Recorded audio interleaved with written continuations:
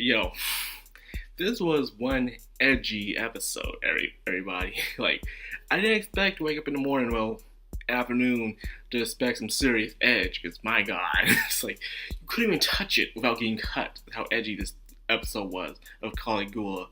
Like, what gives? But then again, it did, of course, show a very important theme to it. I'm not saying it's unique, it's been played out plenty of times before, but it seems like society always needs to be reminded of it every single time because I guess humans just don't learn their lesson. They really don't. And this is about trauma and trust, everybody. First of all, we get the trauma. Turns out we get to see two new members of the musician that have been introduced in this episode. And one of their names is Shadow Knife and Wicket. Okay, I'm between you and me, I know this is a game adaptation, so I can already feel that they're skipping a lot of parts through the video game, yet I have not seen gameplay of it, nor have I even played it yet. I am still trying to find a way to get the game on PS4 and play it, just waiting for an English import to come in.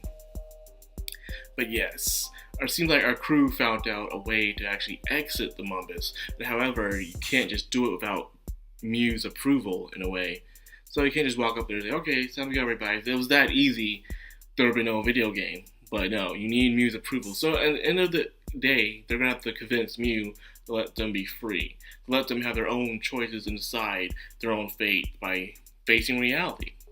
But before all that happened, turns out the building they're in is actually, I guess, a retribution torture chamber, I would call it. Because all the people who are getting tortured in this place, turns out were bullies. The thing that society don't understand is, just because you forgive someone, doesn't mean the wound goes away. You can patch up the wound, you can put a band-aid over it, but at the end of the day, it still hurts. That wound is still there, and it's going to leave a scar. So, society tells the victim to move on, to forgive their bullies, their tormentors, and become better than them. But then again, these people are saying that have not yet most of the time been bullied. They're just trying to get through life by saying, okay, we don't need this right now, just forgive them and move on with your life, which is very, very bad advice. And of course they say, tell a teacher or someone. Even when a teacher doesn't get involved because they want to ruin their reputation, it's even worse. So this is why monsters are created.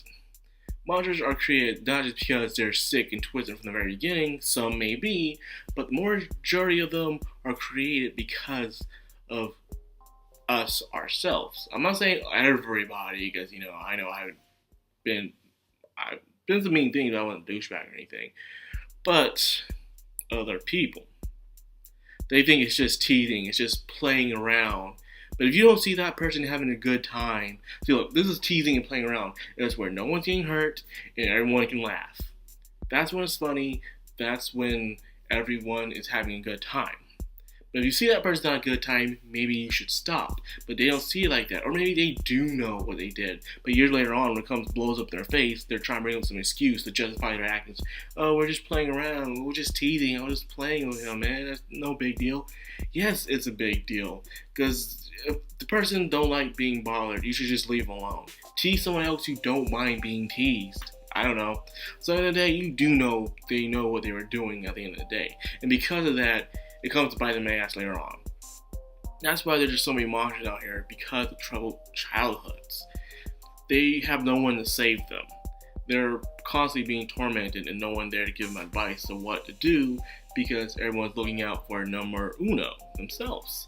It is ridiculous. So Shadow Knife, in a way, was supposed to be a hero, but when he went to the movies, in a way, he has that stain from Hero Academia kind of thing. Punish those who do crime no matter what, who they may be. And which is true. We live in a society where people who commit crimes get punished for it. However, it's only by law. So only if the person gets caught by law and anything else, they're considered criminals and they get punished.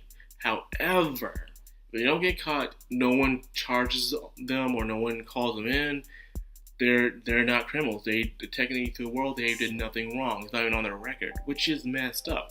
It's the reason why you can't punish them, because you can't take the law in your own hands. And because of that, you can't do nothing but go on with this pain and torment for the rest of your life, which can even grow into some type of trauma, can even give you a certain type of mental illness that people will see you wrong. So this person's out there living their life, because sometimes retribution don't always work. You can be a terrible person sometimes in school and just get away with it for years on end. Just get away with it. And the other person suffers and stuff like that. It's terrible, but it's the truth.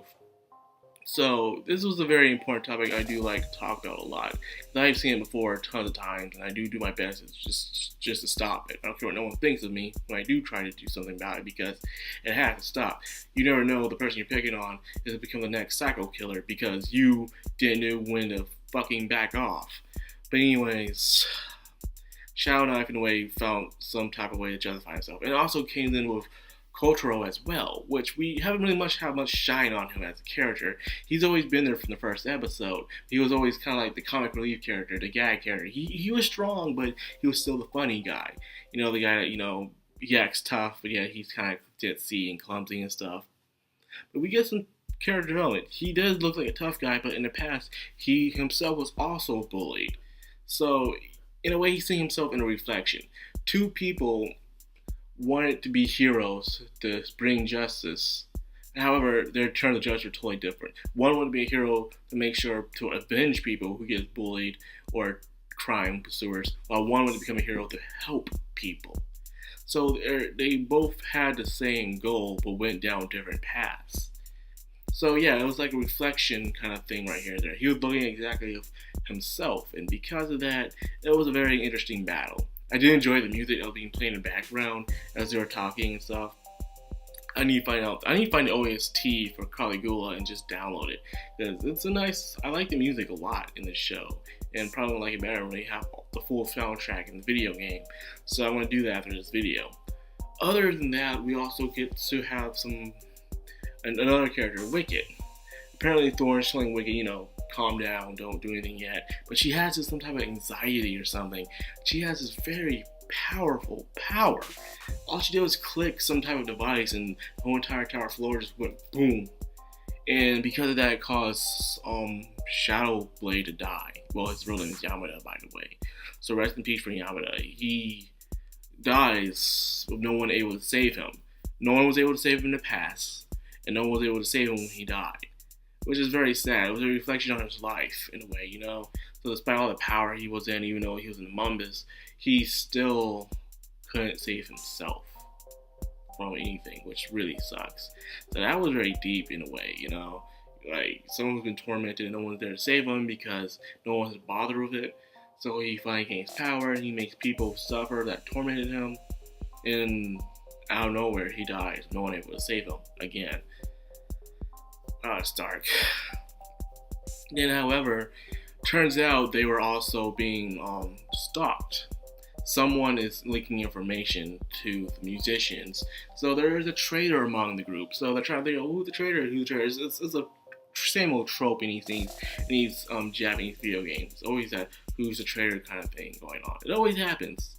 So far, there has not been almost a JRPG where someone is pretty much kind of like a traitor or a spy or something that I have played. But for the main character to be the traitor, well, the spy, info broker, whatever, is very surprising. I did not see that coming at all. I was like, wow, the president. I thought it was probably the kid who was playing both sides, but no, it wasn't him either. It was probably Shogo and his guilt, probably owing something to the main leader of the musicians. No, it's not Shogo. In fact, speaking of Shogo's been acting funny a lot lately, I guess. He's still having trauma of who Thorne is. Apparently, Thorne knows Shogo and likes to torment him, and knows him well, as if he was a pathetic, cowardly man. So, my guess is that he has, of course, as she fell, some illusion, I don't know, but it caused Shogo to go crazy. So I guess she probably was the victim that fell off the roof that day in Shogo's reality. He's been guilt tripping over it ever since. So I like to know the full story about that sooner or later. We'll be told it sooner or later. Don't know when, but we'll be. But yes, freaking Ritsu being the traitor. Wow, that usually doesn't happen a lot in video games and anime. One's going to the dark side. Well, I'm not saying dark side or anything like that, but damn. Yeah, it's trust. Just one thing, one sentence can break a group up. These guys were very thick as thieves with each other. Then one little sentence, say, hey, I think we have a trailer among us. And then, you know, everyone is out on each other's backs like that. It's kind of like, whoa. So I guess it's easy to break a bond. It's easy to break a bond than it is to build a bond.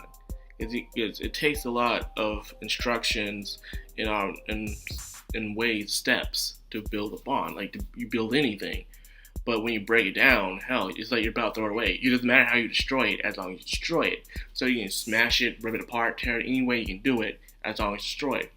So that's very interesting aspect I have on trust and stuff. How hard it is to build, but easy to destroy. Which kind of sucks in a way, because, you know, we're all human, we all make mistakes, but I guess how deep and big that mistake is determined whether people still trust you or not. So yes, that is Caligula for today. I have to say, a very, very interesting episode. I did enjoy it a lot.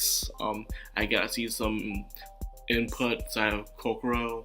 We get to see who the traitor was, and some more insight on Shogo and surprisingly Thorn, and who is Wicked, by the way, because goddamn, for Wicked just to click a button and cause that kind of destruction, yo, I don't want to be near that woman anytime soon, but damn.